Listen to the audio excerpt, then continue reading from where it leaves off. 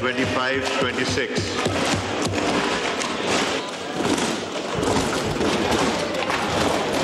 بسم اللہ الرحمن الرحیم. جناب اسپیکر، اس معزز ایوان کے سامنے مالی سال 25-26 کا بجٹ پیش کرنا میرے لیے بہت بڑے اعزاز کی بات ہے. اس مخلوط حکومت کا دوسرا بجٹ ہے اور میں وزیر اعظم میاں محمد شہباز شریف صاحب کی قیادت میں اتحادی حکومت میں شامل سیاسی جماعتوں کی قیادت، خصوصاً میاں محمد نواز شریف صاحب، بلاول بھٹو زرداری صاحب، خالد مقبول صدیقی صاحب، چودھری شجاعت حسین صاحب، عبدالعلیم خان صاحب اور جناب خالد حسین مکسی صاحب کا رہنمائی کے لیے دل کی عطا گہرائیوں سے شکریہ ادا کرتا ہوں. جناب اسپیکر، یہ بجٹ ایک نہایت اہم اور تاریخی موقع پر پیش کیا جا رہا ہے جب قوم نے حالیہ دنوں میں غیر معمولی اتحاد، عزم اور ہمت کا عملی مظاہرہ کیا ہے. بھارتی جارحیت کے مقابل ہماری سیاسی قیادت، افواج پاکستان اور پاکستان کے غیور عوام نے جس جواں مردی، دانش مندی اور یکجہتی کا ثبوت دیا وہ تاریخ کے سنہری اوراق میں ہمیشہ یاد رکھا جائے گا.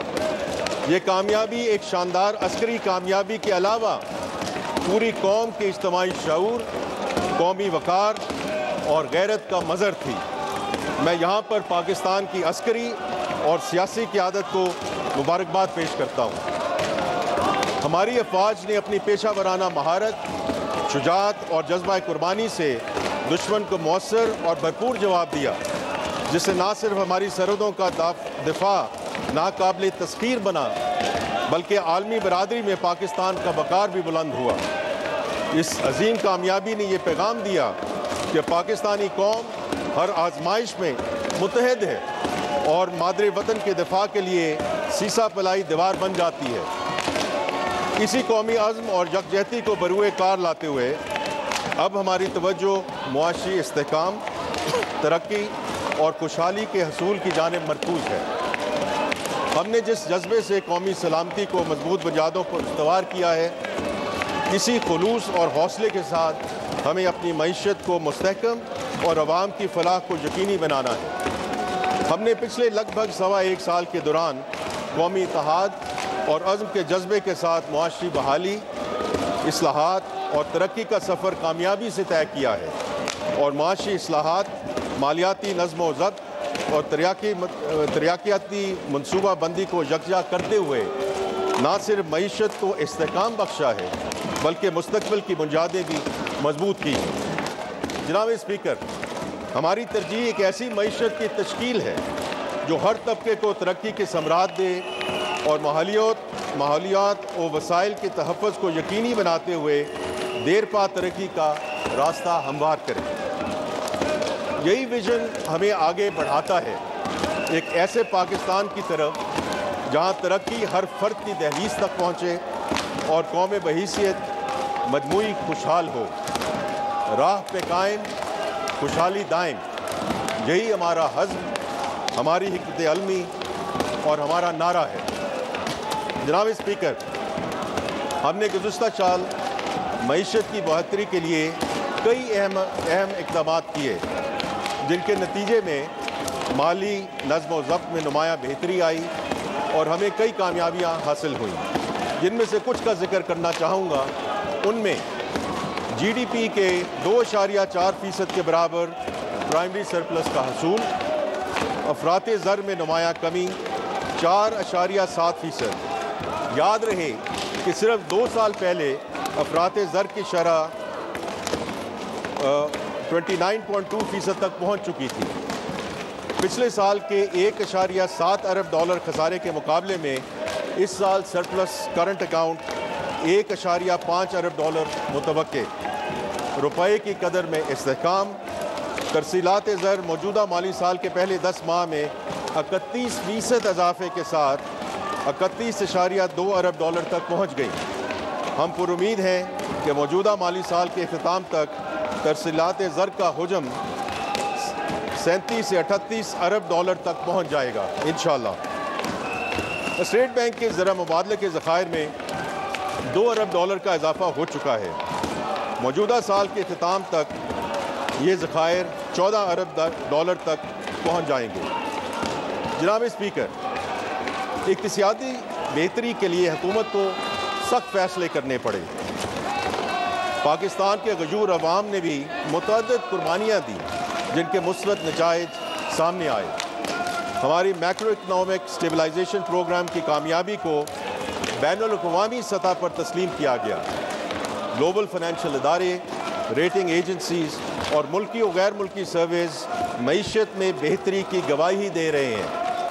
PwC के मुताबिक कारोबारी इदारों के सरबराहान का मईशत में बेहतरी पर एतमाद 49% से बढ़कर 83% तक पहुँच चुका है। इसी एतमाद की बाज़गश्त ओवरसीज़ चैम्बर के तहत पाकिस्तान में कारोबार करने वाले बैरूनी सरमायाकारों में भी सुनी जा सकती है, जहाँ बिजनेस कॉन्फिडेंस इंडेक्स में तारीखी बेहतरी आई है। गैलप के मुताबिक भी पाकिस्तानी मईशत में वाज़ेह बेहतरी आई है और हाउस होल्ड फाइनेंशियल आउटलुक में सिर्फ पिछले सीमाही में 27.5% इजाफा हुआ है। इप्सोस सर्वे के मुताबिक पाकिस्तान के बेहतर मुस्तकबिल के हवाले से अवाम और मकामी सार्फिन की तवक्कुआत में इजाफा हुआ है और ये 6 साल की बुलंद तरीन सतह पर पहुँच चुकी है। फिच ने पाकिस्तान की रेटिंग को CCC+ से बढ़ाकर B- करते हुए मुआशी मुस्तकबिल में बेहतरी की नवीद दी है। मूडीज़ ने भी मईशत में बेहतरी की निशानदही की है। Asian development bank, world bank और IFC ने न सिर्फ पाकिस्तानी मईशत के मुस्तकबिल पर एतमाद का इजहार किया है, बल्कि पाकिस्तान के लिए खतीर फाइनेंसिंग फराहम करने का भी ऐलान किया है। वज़ीर आज़म मोहम्मद शहबाज शरीफ की क़यादत में हुकूमत ने मुख्तसर अरसे में मुख्तलिफ सेक्टर्स में कई अहम कामयाबियाँ हासिल की हैं। मैं इन कामयाबियों और कुछ अहम इस्लाहात की तफसील ऐवान के सामने रखना चाहता हूँ। सबसे पहले FBR रिफॉर्म। जनाब स्पीकर, हमारा सबसे अहम मुआशी मसला महसूलात के निज़ाम की मुसलसल कमज़ोरी थी। पाकिस्तान की टैक्स टू GDP रेशो 10% थी, जो कि तरक्याती अखराजात और रियासत की इंतज़ामी मामला चलाने के लिए नाकाफ़ी थी। मज़ीद बराम FBR के मुताबिक पाकिस्तान में टैक्स गैप का तखमीना 5.5 ट्रिलियन रुपया लगाया गया, यानी हम आधे से ज़्यादा मुमकिन टैक्स से महरूम थे। ये सूरत हाल नाकाबिल कबूल थी। इस खला को पुल करना ना सिर्फ ज़रूरी था, बल्कि मुल्क को 14% टैक्स टू GDP रेशो की पायदार तरक्की की राह पर डालना नागुज़ीर था। ये बात रोशन की तरह यहाँ हो चुकी थी कि FBR इस हल का महज एक हिस्सा नहीं बल्कि बुनियाद है। FBR को ट्रांसफॉर्म किए बगैर मईशत को मुस्तहकम करना और कौमी अहदाफ हासिल करना मुमकिन ना था। इसीलिए वज़ीर आज़म की सरबराही में FBR ट्रांसफॉर्मेशन प्लान का आगाज़ किया गया। ये कोई रवायती मशक नहीं थी, बल्कि वज़ीर आज़म की बराह रास्त निगरानी में एक तफसीली मुशावरत के ज़रिए तैयार किया गया मनसूबा था, जिसकी सितंबर 2024 में बाकायदा तौर पे मंजूरी दी गई। इस मंसूबे की बुनियाद 3 सतूनों पर है: पीपल, प्रोसेस एंड टेक्नोलॉजी। जनाब स्पीकर, इस मंसूबे का महवर डिजिटल ट्रांसफॉर्मेशन है।